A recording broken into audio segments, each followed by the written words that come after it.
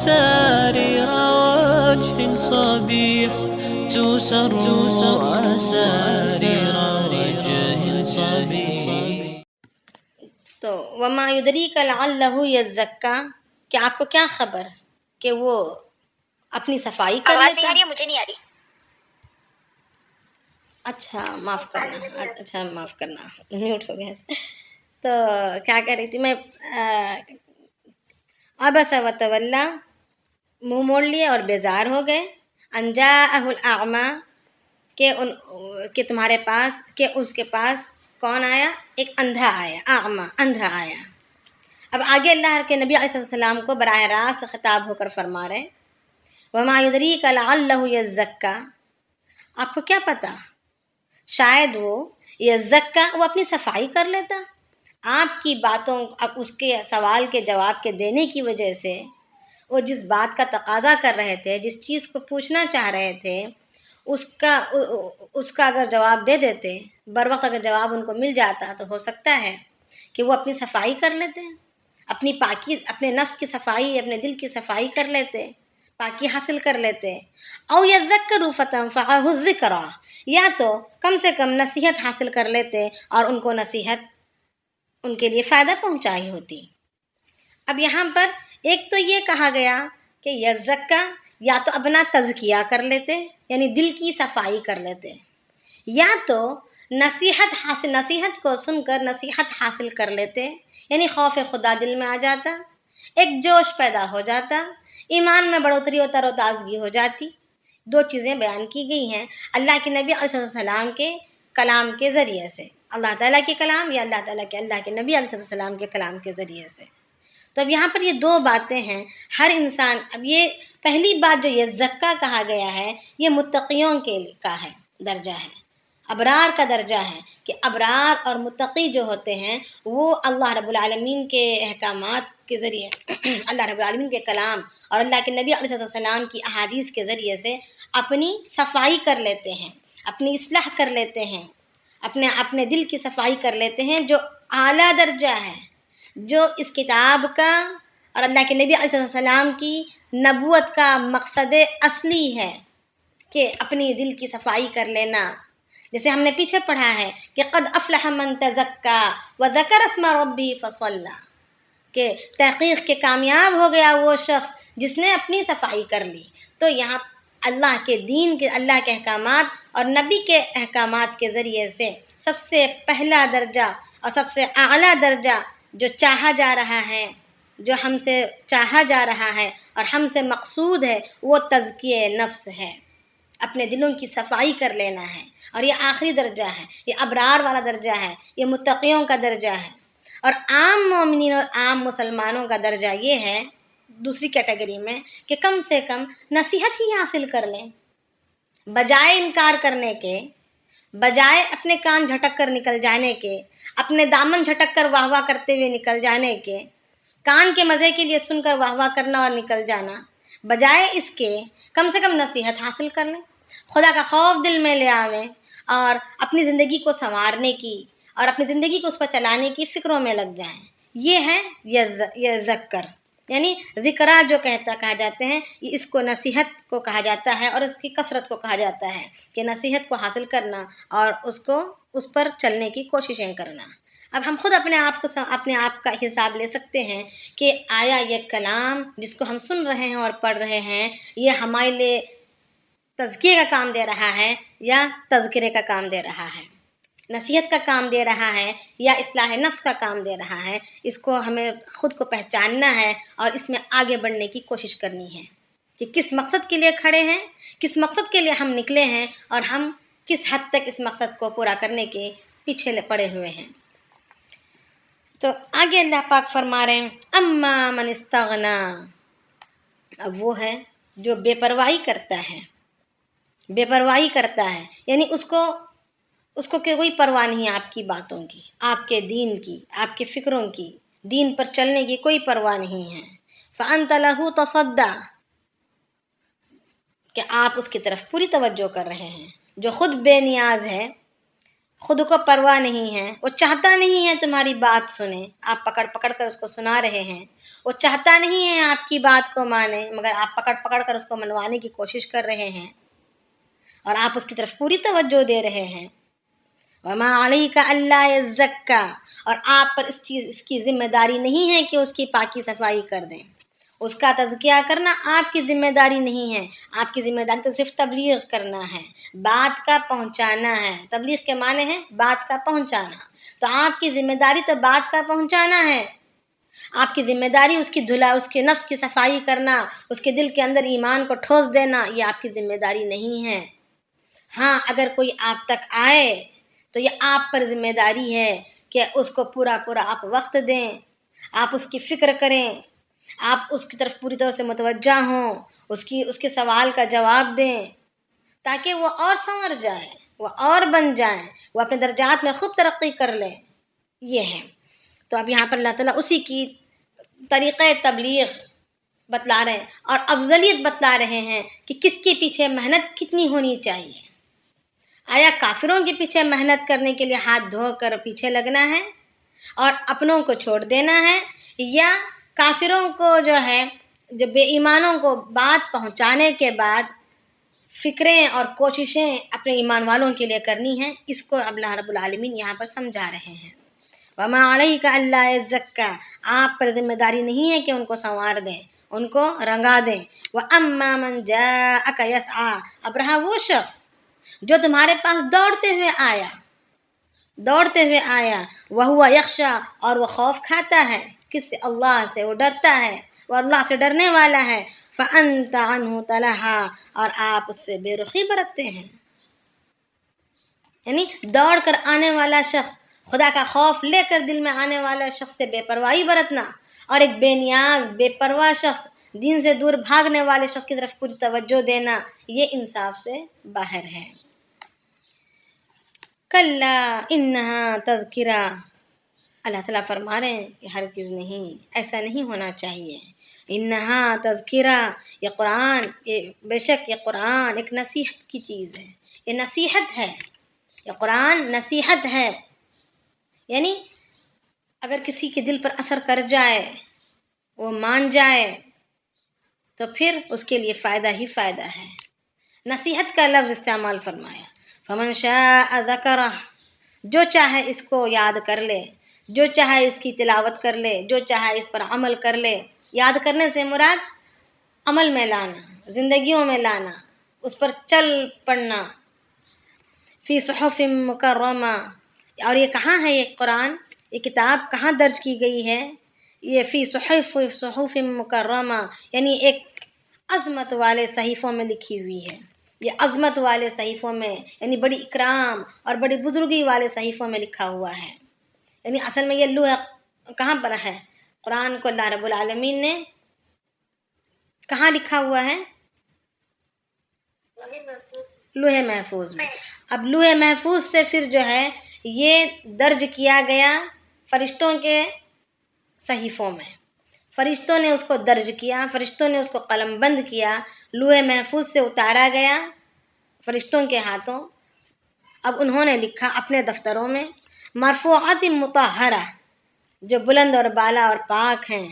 کون ہیں؟ یہ فرشتوں کی کیفیت بتلائی جا رہی ہے کہ بلند ہیں اور پاک اور صاف ہیں۔ بِأَيْدِي سفرہ، ایسے لکھنے والوں کے ہاتھ میں ہیں جو قاصد ہیں۔ سفرہ کہتے ہیں قاصد کو، سفیر، امبیسڈر، تو سفیر کو تو ایسوں کے ہاتھ سے لکھی جانے والی ہے۔ تو یعنی اب اللہ کے یہاں پر آتا ہے سفرہ کے معنی سفیر کے بولے جائیں گے، قاصد کے بولے جائیں گے، اور ہر وہ جو قرآن کی کتابت کرتا ہو یا قرآن کی تعلیمات کو حاصل کرتا ہو اور قرآن کی تعلیمات کو قاصد کے طور پر آگے بھیجتا ہو، آگے پہنچاتا ہو، قرآن کی محنت کرتا ہو، اس کو بھی سفرہ میں داخل کر دیا جائے گا، اس سفیر کی فہرست میں داخل کر دیا جائے گا، جو کرام بررہ، جو بڑے بزرگ اور پاک باز ہیں۔ یعنی ایک درجہ اللہ رب العالمین کے جانب سے ان کو دیا جائے گا۔ یعنی قرآن شریف کی تعلیمات میں اپنے جان اور مال کو خرچ کرنا، اپنے اوقات کو خرچ کرنا، اور اس کی اشاعت میں اپنے آپ کو لگائے رکھنا، یہ ایک درجے کو پائے جانے کا ذریعہ ہے جو سفرہ کہلاتا ہے۔ اور اللہ رب العالمین نے ان کے بارے میں کہتے ہیں کہ کرام بررہ، جو بزرگ ہیں اور پاک باز ہیں۔ اب یہاں پر قرآن شریف میں فرشتوں کے بارے میں بولا جا رہا ہے۔ پھر آگے اللہ پاک فرما رہے ہیں، اب کافروں کی بات کو کر رہے ہیں کہ جب جو روگردانی کرتے ہیں، جن کے پیچھے فضول میں بھاگنا ہو رہا ہے، ان کے تعلق سے بتلایا جا رہا ہے کہ قتل الانسان ما اکفرا، یعنی خدا کی مار ہے، خدا کی پھٹکار ہے، کس کے لیے؟ ما اکفرا، اس کے لیے جو انکار کرتا ہے۔ اب یہاں پر انکار کرنا یعنی اللہ تعالیٰ کی انعامات کا اور احکامات کا انکار کرنا، یا تو یہ ہوگا، یا تو روایتوں میں آتا ہے کہ یہاں پر ترجمہ جو ہے ناشکری کے ساتھ کیا جائے گا، ناشکری کا لفظ استعمال کیا جائے گا ترجمے کے لیے، اس لیے کہ سب سے کائنات میں سب سے عظیم تر نعمت، سب سے بڑی نعمت اللہ رب العالمین کی جانب سے دی ہوئی ہمیں یہ قرآن کریم ہے۔ یہ قرآن کریم سب سے بڑی نعمت ہے۔ آج ہم نعمت سمجھتے ہیں مال و متاع کو، عزت اور شہرت کو، صحت کو، کامیابیوں کو، مگر اگر ان کے ساتھ اگر ہدایت نہ ہو تو یہی ہماری کامیابیاں، یہی ہماری عزتیں اور شہرتیں، یہی ہماری بلندیاں اور یہی ہماری کرسیاں ہمیں وبال جان بن جائیں گی۔ یہ وبال ہیں پھر ہمارے لیے۔ قارون ہدایت کے بغیر تھا، مال و دولت والا تھا، مگر اس کا وہ مال اس کے لیے وبال بن گیا اور رہتی دنیا تک کے لیے مشہور ہو گیا منحوس کے نام سے، ہے نا۔ اسی طریقے سے فرعون، اسی طریقے سے حامان، اسی طریقے سے ہر جابر اور ظالم بادشاہیں بڑی بڑی حکومتیں کیے، مال و دولت کے مالک رہے، حشام و خدام کے درمیان رہے اور سلطنتوں کے مالک رہے، شہرتیں رہی، پوری دنیا کی حکومتیں کی، مگر ذلیل و رسوا ہو گئے۔ رہتی دنیا تک کوئی بے دین بھی ان کے نام پر اپنے بچے کا نام رکھنا پسند نہیں کرتا۔ ذلتیں اللہ نے ایسی لپیٹ دی ان پر۔ وجہ کیا رہی؟ وجہ یہ رہی کہ اللہ تعالیٰ کی جو ہدایت سے، جو سب سے بڑی نعمت ہے، اس سے وہ خالی رہے۔ تو اصل نعمت تو ہدایت ہے، جو اس کلام کے ذریعے سے اللہ رب العالمین ہمیں دینا چاہتے ہیں اور دینے کی کوشش کرتے ہیں۔ جب بندہ طلب کرتا ہے تو اللہ پاک اس کو دے دیتے ہیں۔ تو اصل نعمت تو کلام الہی ہے، جو ہمیں زندگی کے گزارنے کا اور زندگی میں اپنے آپ کو سدھار کر چلنے کا طریقہ اور سلیقہ سکھلاتی ہے۔ یہ ہماری مینول ہے۔ اللہ تعالیٰ نے جب ہمیں بھیجا تو ہمارے ساتھ ہمارا مینول بھی بھیجا کہ ہمیں کیسے اپنے آپ کو آپریٹ کرنا ہے۔ تو سب سے بڑی نعمت ہے۔ تو اب یہاں پر اللہ پاک فرما رہے کہ جو ناشکرا ہے، یعنی شکر گزاری کرنے کے باوجود بجائے اللہ تعالیٰ کے اس بڑے سے بڑے انعام کی شکر گزاری کرنے کے بجائے اس کو انکار کر کے، اس سے روگردانی کر کے، منمانی زندگی گزار کر جو انسان اپنی منمانی زندگی میں چل پڑتا ہے تو وہ ناشکرا کہلایا جائے گا۔ من ای شیء خلقہ، تو اللہ رب العالمین اس کی سرکشی، اس کی سرپھریلے پن کو، اس کی بیوقوفی کو اس کو احساس دلا رہے ہیں۔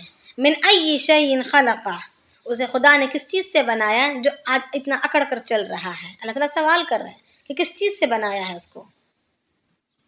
کوئی اس کا مادہ جو لیا گیا تھا اس کے بناوٹ میں وہ کوئی قیمتی چیز تھی؟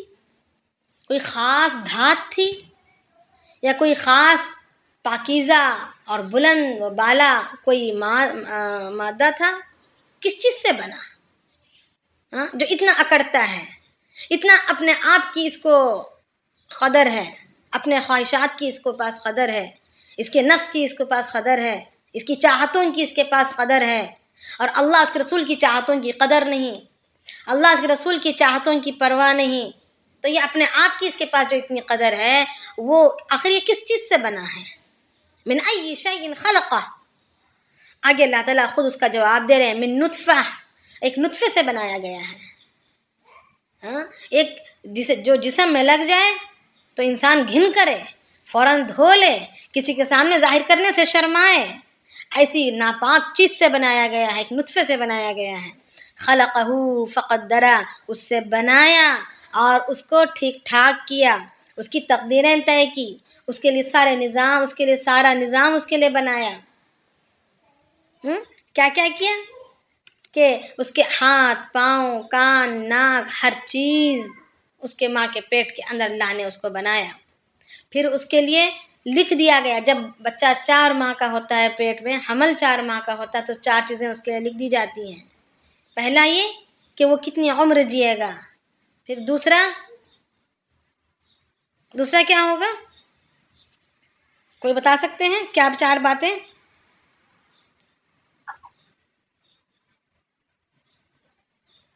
دوسرا وہ جنت میں جائے گا یا جہنم میں جائے گا؟ ہاں، وہ سقی ہوگا یا سعید ہوگا، اور یا رزق اس کو ملے گا؟ جی وہ نیک بنے گا کہ جی، تو 4 باتیں اس کے لیے لکھ دی جائیں گی۔ تو اب یہاں پر اللہ رب العالمین وہی فرما رہے ہیں کہ فقط درا، یعنی اس کے لیے طے کر دیا جائے گا۔ جی، یہ 4 بتائیے گا پلیز۔ ایک تو یہ کہ یہ کتنی عمر جیے گا، دوسرا سعید ہو، یہ نیک بخت ہوگا یا بدبخت ہوگا، اور تیسرا یہ جو ہے تیسرا کیا ہے رہا، کیا بولا گیا؟ تو کتنا رزق ملے گا؟ ہاں، رزق کتنا پائے گا، کیا رزق پائے گا۔ آج ہم جس کے پیچھے دوڑ لگا رہے ہیں نا کہ ہمارا بیٹا اگر ڈاکٹر بن جائے گا تو زیادہ کمائے گا، انجینئر بن جائے گا تو زیادہ کمائے گا، فلانا بزنس کرنے کا تو زیادہ کمائے گا، اور ہماری کوششیں ہیں کہ بچے جو ہے عمدہ سے عمدہ، آگے سے آگے بڑھیں تاکہ خوب کمائیں اور خوب بلندیاں حاصل کر لیں۔ تو یہ باتیں تو اللہ رب العالمین نے طے کر چکی ہیں، جس کے پیچھے آج ہم بھاگ رہے ہیں وہ چیزیں اللہ رب العالمین نے طے کر چکی ہیں۔ تو طے تو پھر یہ بھی ہو گیا کہ آپ نیکوں گی یا بد؟ جی، طے تو پھر یہ بھی ہو گیا کہ ہم نیکوں گے یا بد؟ ہاں، اس کے بارے میں بکثرت آیا ہوا ہے کہ ہم قرآن شریف میں بھی پڑھتے آ رہے ہیں کہ طے مطلب چند چیزیں ہوتی ہیں، تقدیر 2 قسم کی ہوتی ہے، ایک معلق ہوتی ہے، ایک مبرم ہوتی ہے۔ اس کے بارے میں بتا چکی ہوں، بتائیں گے کوئی، کسی کو یاد ہے؟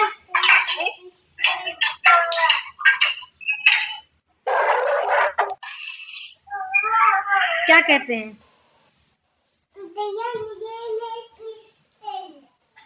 کوئی بتائیں معلق اور مبرم کے تعلق سے۔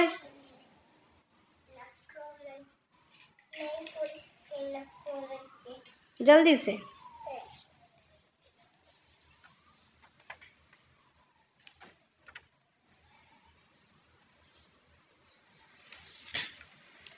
کوئی بتا سکتے ہیں؟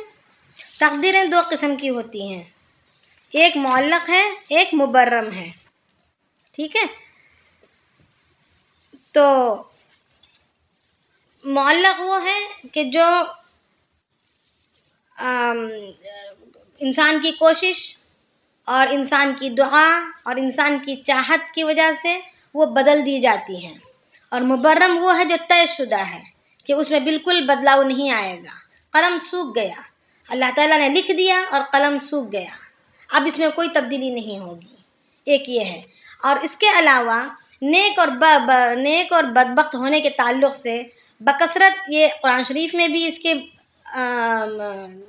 دلائل ملتے ہیں، اور احادیث مبارکہ میں بھی اس کے دلائل ملتے ہیں کہ اللہ رب العالمین نے دونوں جگہیں اس کی مکانات کو طے کر چکے ہیں، جنت میں بھی اس کا ٹھکانہ ہے اور جہنم میں بھی ہر انسان کا ٹھکانہ ہے۔ اس کے ساتھ 2 چیزیں، ایک فرشتہ اور ایک شیطان کو پیدا کر دیا گیا ہے۔ شیطان جو ہے اس کو نیکی کی طرف، اس کی فطرت میں نیکی کی طرف اس کا رجحان ڈالا ہوا ہے، اگر وہ نیکی کی طرف چل پڑے اور فرشتے کی جانب سے اس کی مدد ہو جائے تو وہ جنت والے میں ٹھکانے میں پہنچ جائے گا، اور اگر اپنی وہ منمانی کرے اور شیطان کی باتوں میں آ جائے، منمانی زندگی گزارنے لگے تو پھر جہنم والے ٹھکانے میں پہنچ جائے گا۔ تو یعنی یہ بندے کی کوشش پر اللہ پاک نے رکھ دیا ہے، اسی وجہ سے اللہ تعالیٰ نے فرمایا وَالَّذِينَ جَاهَدُوا فِينَا لَنَهْدِيَنَّهُمْ سُبُلَنَا، کہ جو لوگ ہمارے راہوں میں کوششیں کرتے ہیں ہم ان کے لیے راستوں کو آسان کر دیتے ہیں۔ اور یہی وجہ سے سورۃ المومنون کی شروع کی آیتوں میں جو آخری آیت ہے اس میں کیا ہے؟ اولئک هم الوارثون کہا آتا ہے نا؟ کسی کو یاد ہے؟ سورہ مومنین کی جو باتیں ہیں، یعنی مومن کی جو صفات بیان کی گئی ہیں. جی ہاں جی ہاں جی، پہلے پراپرٹی بتائی اللہ تعالیٰ نے اور پھر اس کے بعد کا اولئک یعنی مومن کی 10 صفات بتائیں کہ مومن کون ہوں گے، کیسے ہوں گے، کون ہوں گے، کیسے ہوں گے. انشاءاللہ کسی اور وقت میں بھی ہم بات کر سکتے ہیں اس پر تفصیلی. مگر 10 صفات کے بتانے کے بعد اللہ رب العالمین نے کیا کہا کہ یہی وہ ہیں جو وارث ہوں گے. وارث، وراثت کس کو کہتے ہیں؟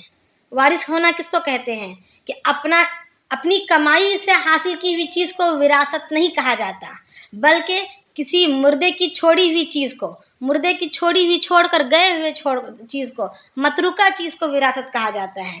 تو اب وہاں پر اللہ رب العالمین فرما رہے ہیں کہ اولئک هم الوارثون، یہی ہوں گے جو وارث ہوں گے. تو مراد یہ کہ یہود و نصارہ یا کفار یا مشرکین یا تو پھر مسلمانوں میں سے کوئی بھی گنہگار جو بالکل ایمان سے ہاتھ دھو کر دنیا سے گئے ہیں، ان کا جو ٹھکانہ ہے جہنم سے جل کر بھی آنے والے نہیں ہیں، بلکہ وہ کمپلیٹلی خالی ہے. ان کے وہ ٹھکانے اللہ رب العالمین ان صفات والوں کو دیں گے، وراثت میں ملے گا. یعنی اپنی کمائی سے حاصل کی ہوئی جنت علیحدہ اور وراثت میں حاصل کی ہوئی یہ جنت بھی ان کے حصے میں آئے گی. کس کے حصے میں آئے گی؟ ہم انشاءاللہ سورۃ المومنون جب پڑھیں گے تو پتہ چل جائے گا. ٹھیک ہے نا؟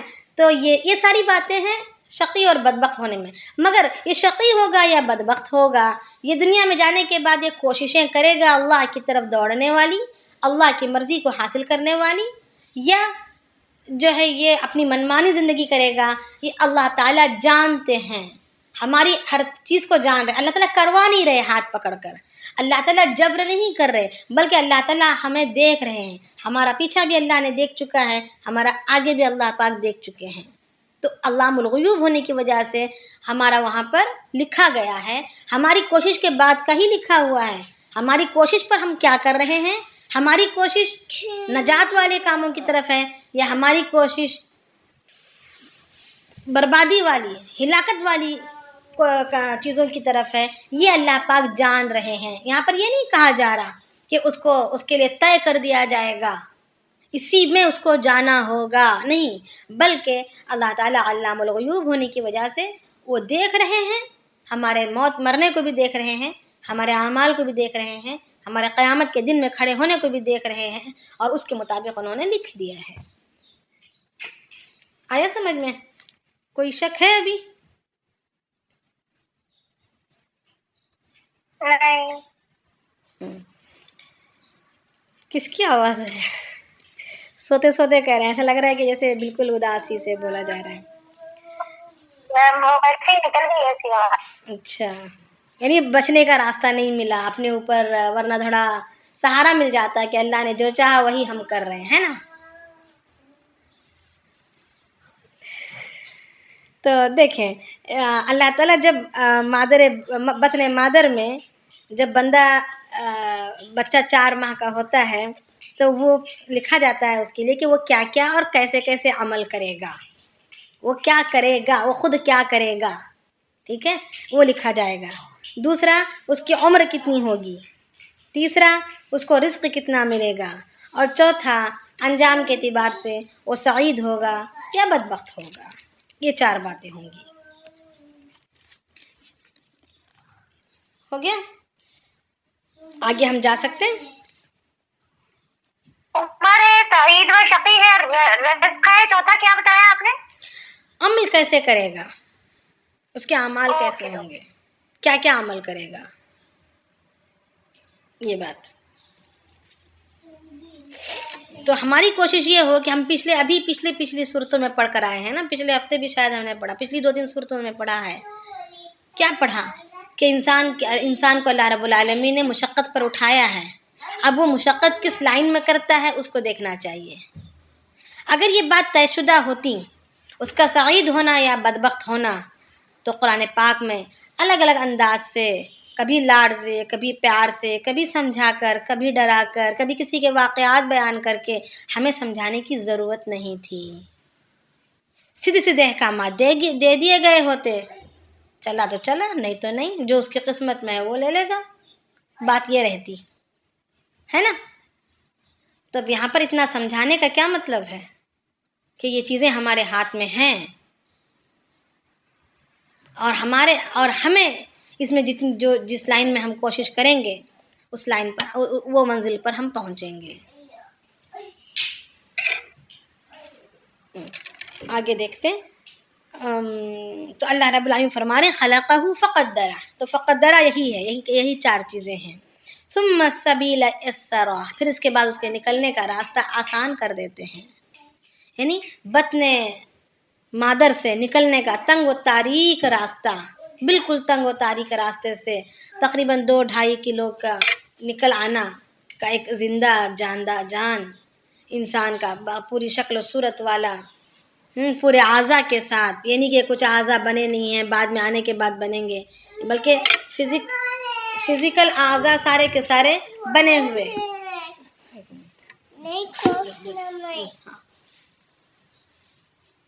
ایک منٹ میں آ رہی ہوں، 2 منٹس میں۔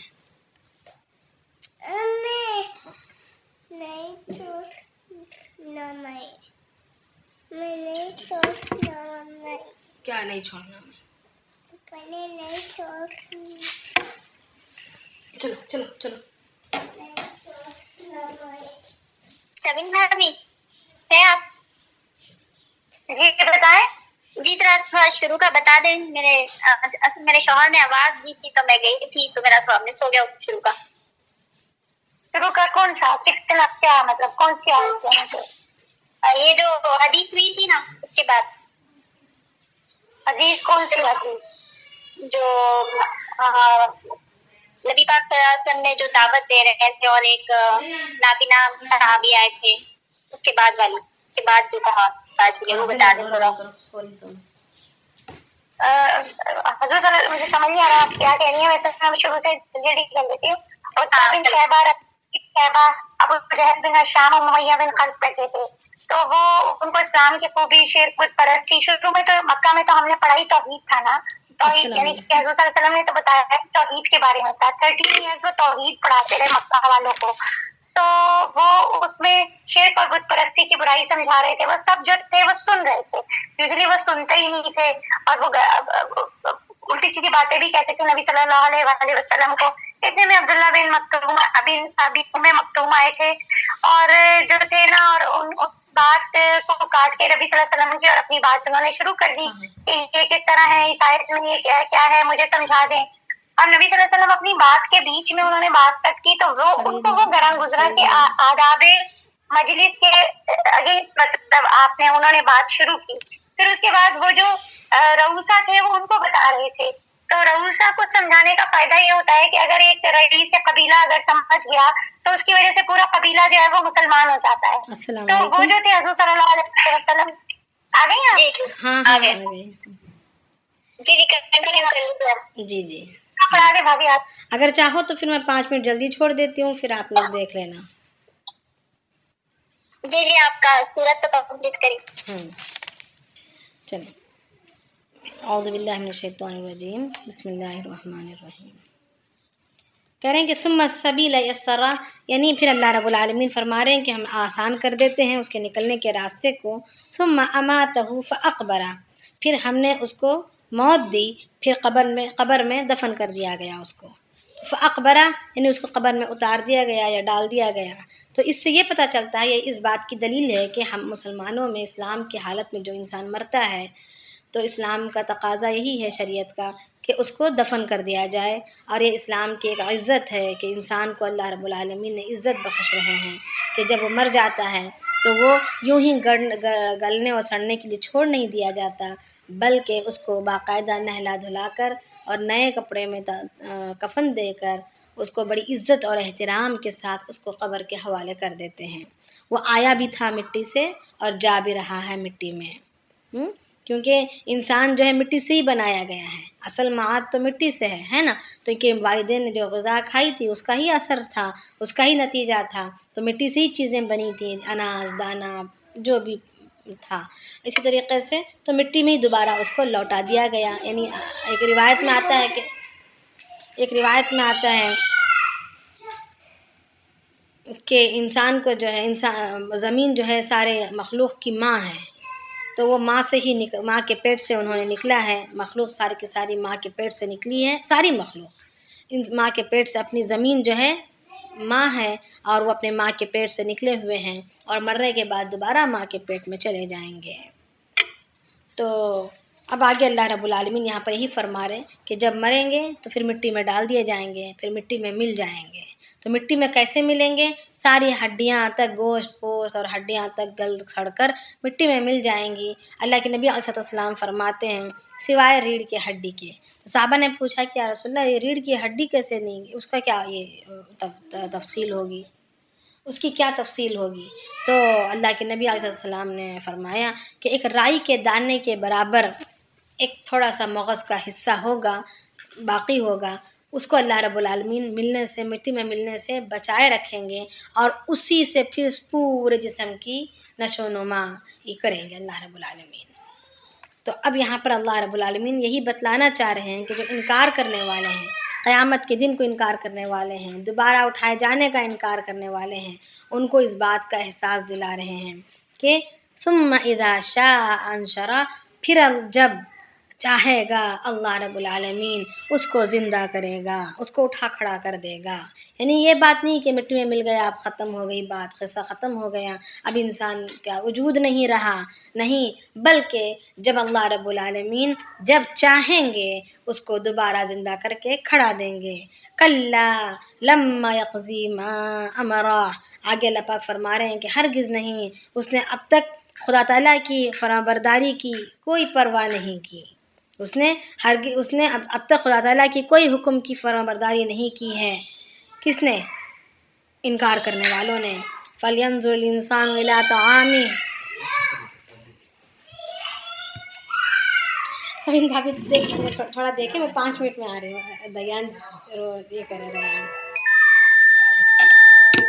جی ٹھیک ہے، اوکے۔ پھر کیا ہوا؟ ہم کہاں تھے؟ مجھے بھول گیا،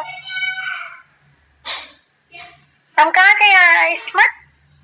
جی آپ کو حدیث سنا رہے تھے۔ اچھا، تو وہ عبداللہ بن مکتوم جو تھے وہ حضور صلی اللہ علیہ وسلم سے کہنے لگے کہ فلانی آیت کیسی ہے، وہ مجھے ذرا ایکسپلین کر دیں۔ پہلے تو ان کو یہ پتہ نہیں چلا کہ مجلس میں بیٹھا کون کون ہے، لیکن نبی صلی اللہ علیہ وسلم کا صرف یہ ایک وہ تھا کہ یہ جو رؤسا ہے میں انہیں سمجھاؤں گا۔ تو بہت دفعہ ایسا ہوا کہ رئیس قبیلہ کو اگر ہم نے کچھ سمجھایا، انہوں نے کچھ سمجھایا، تو اس کے بعد پورا قبیلہ جو تھا وہ مسلمان ہو گیا آگے فیوچر میں نا۔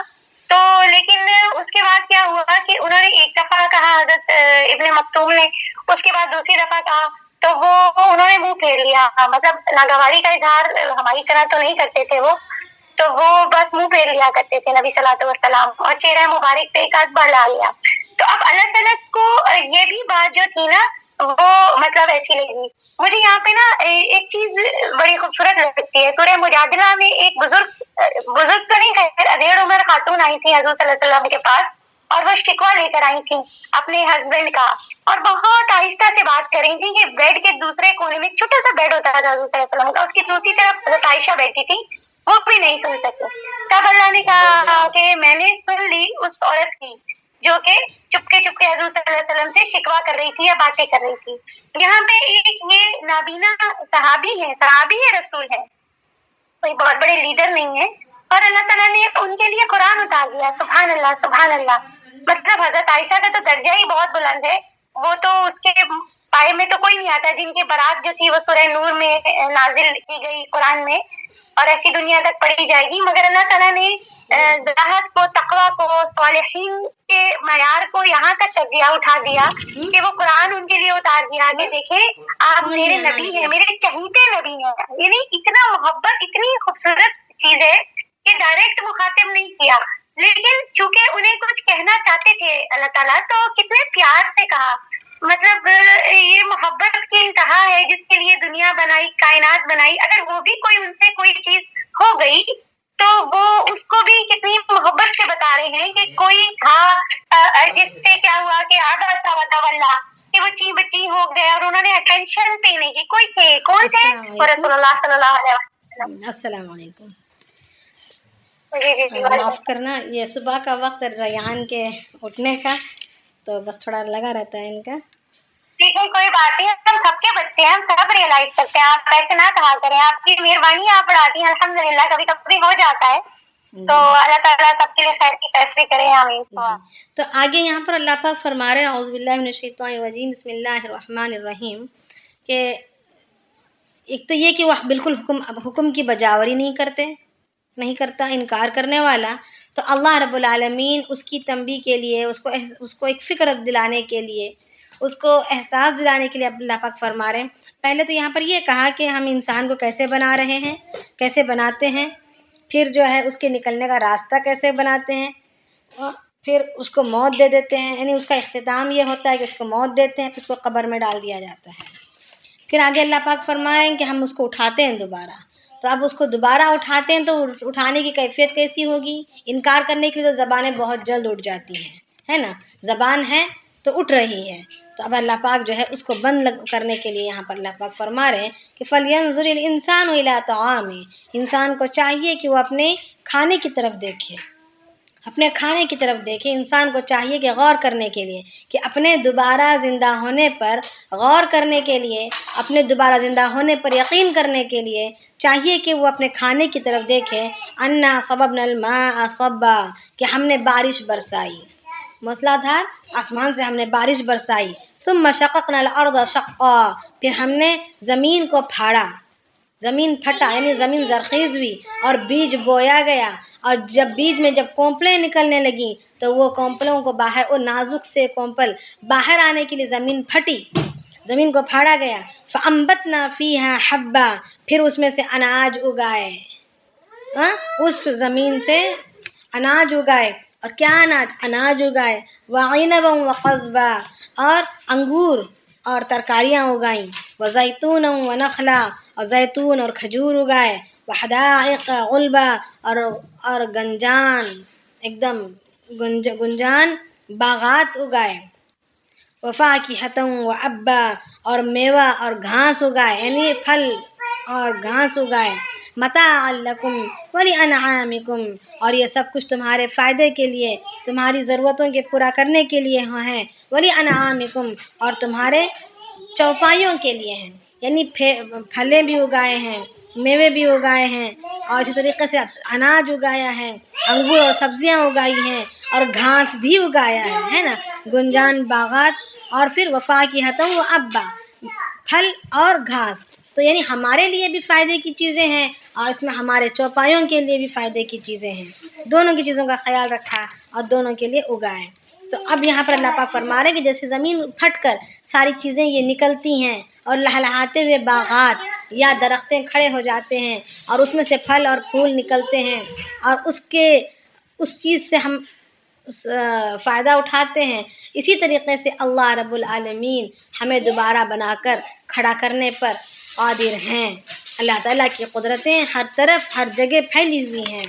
آگے اللہ پاک فرما رہے ہیں فَإِذَا جَاءَتِ الصَّاخَّةُ, جب آئے گی آواز, کون سی؟ کانوں کو بہرا کر دینے والی. صاخہ کہتے ہیں ایسی آواز کو جس کی شدت کی وجہ سے کان پھٹ جائیں گے. یوم یفر المرء من اخیہ, یہ وہ دن ہوگا کہ ہر کوئی اپنے بھائی سے بھی بھاگ رہا ہوگا, اپنے بھائی سے بھی, آدمی جو ہے اپنے بھائی سے بھاگ رہا ہوگا. وَأُمِّهِ وَأَبِيهِ, اور اس کی ماں اور اس کے باپ سے بھی بھاگ رہا ہوگا. وَصَاحِبَتِهِ وَبَنِيهِ, اور اپنی بیوی یعنی اپنے جوڑے سے. وصاحبتی سے مراد شوہر ہے تو بیوی, یا بیوی ہے تو شوہر. وصاحبته وبنی, اور اپنی اولاد سے بھاگ رہا ہوگا. لِكُلِّ امْرِئٍ مِّنْهُمْ يَوْمَئِذٍ شَأْنٌ يُغْنِيهِ, ان میں کا ہر انسان, ان میں کا ہر کوئی اس دن ایسے مشغول ہوگا کہ اس کو پھر کسی کی پرواہ نہیں ہوگی, اس کو اس کی مشغولی ہی کافی ہوگی. وجوہ یومئذ مسفرہ, اس دن بہت سارے چہرے خوش و خرم ہوں گے, اس دن بہت سارے چہرے روشن ہوں گے, چمکتے ہوئے ہوں گے. ضاحکۃ مستبشرہ, اور حشاش بشاش ہنستے کھیلتے ہوں گے. ووجوہ یومئذ علیہا غبرہ, اور بہت سے چہرے اس دن غبار آلود ہوں گے. ترہقھا قطرہ, ان پر سیاہی چڑھی ہوئی ہوگی, یعنی مارے حسرت کے, مارے افسوس کے, ہمارے پریشانی کے ان کے چہروں پر سیاہی چڑھی ہوئی ہوگی فکر سے. اولئک هم الکفرۃ الفجرہ، یہی وہ لوگ ہیں جو بد کردار ہوں گے، انکار کرنے والے ہوں گے، انکار کرنے والے اور بد کردار ہوں گے، یعنی بد اخلاق ہوں گے. تو اب یہاں پر اللہ رب العالمین یوم یفر المرء من اخیہ وامہ وابیہ وصاحبتہ وبنیہ، یہ ترتیب وار کہا. پہلا کہا کہ اپنے بھائی سے بھاگ رہا ہوگا، دوسری آیت میں کہا کہ اپنے ماں اور باپ سے بھاگ رہا ہوگا، تیسرے میں کہا کہ اپنی بیوی اور اپنی اولاد سے، یعنی اپنے پارٹنر اور اپنی اولاد سے بھاگ رہا ہوگا. یعنی دنیا میں جو انسان جس کا جس درجے میں خیال رکھتا ہے، اسی یعنی نچلے سے اگلے تک کی طرف اللہ رب العالمین نے یہاں پر اشارہ دیا ہے کہ سب سے کہ انسان جو ہے اپنے بھائی کا بڑا خیال رکھتا ہے، اپنے بھائی کے دکھ درد کا، اس کی پریشانیوں کا بالکل خیال رکھتا ہے. کوئی بھائی کسی کی پریشان ہو تو فوراً کھڑا ہو جائے، اس کی پریشانی میں مدد کرے، اس کے دکھ درد میں ساتھ دے، اور اس کے برابر میں کھڑا ہو کر حالات کا مقابلہ کرے. پھر دوسرے درجے میں اس سے زیادہ اپنے والدین کے بارے میں اس کی فکر ہوتی ہے، اس سے اپنے بھائیوں سے زیادہ والدین کے بارے میں، والدین کی فکریں، والدین کی پریشانیاں، والدین کا دکھ درد کا اس کو خیال ہوتا ہے. پھر اس سے بھی زیادہ اپنے پارٹنر اور اپنی اولاد کا ہوتا ہے. تو یہاں پر بھی اسی طریقے سے درجہ بدرجہ وہ اپنے بھائی سے بھاگے گا، اپنے ماں باپ سے بھی بھاگے گا، یہاں تک کہ اپنی زندگی کے ساتھی سے اور اپنی اولاد سے بھی بھاگے گا. اب آگے اللہ پاک فرما رہے ہیں کہ اب یہاں پر یہ آیت جب اللہ کے نبی علیہ السلام کے سامنے قیامت کی ہولناکیاں اللہ کے السلام نے جب بیان کی، تو ایک روایت میں آتا ہے کہ حضرت سودا رضی اللہ تعالیٰ عنہ، ایک روایت میں آتا ہے کہ حضرت عائشہ رضی اللہ تعالیٰ عنہ نے سوال کیا کہ یا رسول اللہ، کیا میں آپ سے ایک بات پوچھ سکتی ہوں؟ تو اللہ کے نبی السلام نے فرمایا ہاں پوچھ لیں، کیوں نہیں، پوچھ سکتی ہیں. اللہ کے نبی نے فرمایا کہ اگر میں جانتا ہوں تو ضرور بتاؤں گا. تو اس وقت حضرت عائشہ رضی اللہ تعالیٰ عنہ نے فرمایا کہ یا رسول اللہ، جب وہاں پر ہر انسان ننگے پیر، ننگے بدن اور بغیر ختنے کے ہوں گے تو کیا کسی کو شرم نہیں آئے گی؟ تو اللہ کے نبی علیہ السلام نے اس وقت یہ آیتیں پڑھی، کہا کہ لِكُلِّ امْرِئٍ مِّنْهُمْ يَوْمَئِذٍ شَأْنٌ يُغْنِيهِ، یعنی ان کی پریشانیاں کافی ہوئی رہیں گی، کوئی کسی کو کسی کی خبر نہیں ہوگی، اور ہر کوئی پسینے میں ڈوبے ہوئے ہوں گے. جو ہم نے پچھلی کلاس میں بھی کہا تھا، اس سے پہلے والی کلاس میں بھی کہا تھا کہ کوئی کمر تک، کوئی گھٹنوں تک، کوئی مونڈوں تک، کوئی کان تک، کوئی اسی میں غوطے لگا رہا ہوگا اپنے ہی پسینے میں. جتنے زیادہ گناہ ہوں گے اتنا ہی وہ پسینے سے میں ڈوبا ہوا ہوگا. اب اس دن بھی حضرت عائشہ رضی اللہ تعالیٰ عنہ کو اللہ کے رسول فرماتے کہ عائشہ، اگر یہ آیتیں تو سن لے تو تو خوش ہو جائے، کہہ کر یہ آیتیں آگے کی پڑھی اور کہا وجوہ یومئذ مسفرہ، اس دن بہت سارے چہرے روشن ہوں گے، ضاحکۃ مستبشرہ، ہنستے ہوئے اور سرسبز و شاداب، حشاش بشاش ہوں گے. اب وہ کس کے ہوں گے؟ جو ماننے والے اور عمدہ اخلاق والے ہوں گے، ابرار ہوں گے. کل ہم نے پڑھا ہے ابرار ہوں گے، اور آج یہاں پر یہ بتلایا جا رہا ہے کہ ترہقھا وجوہ یومئذ علیہا غبرہ، یعنی اس دن بہت سارے چہرے غبار آلود ہوں گے. ترہقھا قطرہ، کہ ان کے چہروں پر سیاہی چڑھی ہوئی ہوگی، ہے نا. اب وہ کون لوگ ہوں گے؟ اولئک هم الکفرۃ الفجرہ، یعنی یہ انکار کرنے والے اور بد کردار ہوں گے. تو اب انکار نہ کرنے والے، ماننے والے اور بد کردار نہیں بلکہ عمدہ کردار والے کیا ہوں گے؟ وجوہ یومئذ مسفرہ ضاحکۃ مستبشرہ، ان پر لائق ہوگا. تو یہاں پر سورۃ العبس، تو مجھے جو ہے مہربانی ہوگی کہ اب تک کی صورتوں میں، یعنی پچھلی 3-4 صورتیں، سورہ عبس ہے، سورہ انشقاق ہے، اور ہم نے کیا پڑھا تھا؟ قیامت کی ہولناکیوں کے بارے میں، ہے نا. تو سورۃ الانفطار ہے. تو ان سب صورتوں سے ہمیں کیا حاصل ہوا، اور عملی زندگی میں ہم نے لانے کے کیا عزائم کیے، اور اس پر کتنا گامزن ہو گئے، اس کو تھوڑا لکھ کر آپ بھیجیں تاکہ مجھے بھی میری محنت کا پتہ چلے کہ کتنا پھل مجھے مل رہا ہے. ٹھیک ہے. انشاءاللہ. تو اگر آپ لوگ جاری رکھنا چاہتے ہیں سبین بھابھی سے تو جاری رکھیں، مگر میرے پاس وقت تنگ ہے اور میں نکلتی ہوں. آگے کلاس کب ہوگی؟ ہاں آگے کلاس 25 کے بعد ہوگی، 25 کو انشاءاللہ، 25 کے بعد انشاءاللہ انشاءاللہ. انشاءاللہ. آج دعا سے میں یاد رکھیے. ضرور آپ بھی دعاؤں میں خاص یاد رکھیے، اپنی خصوصی دعاؤں میں، ذی الحجہ کی مبارک راتوں میں، عید کی رات میں دعاؤں کی سخت گزارش ہے، اور دعاؤں کی بڑی حاجت مند ہوں میں. تقال العثار العظام به ويعود الهوى ككبش ذبيح بذكر الإله تطيب الحياة تسر أسارير وجه صبيح تسر أسارير وجه صبيح.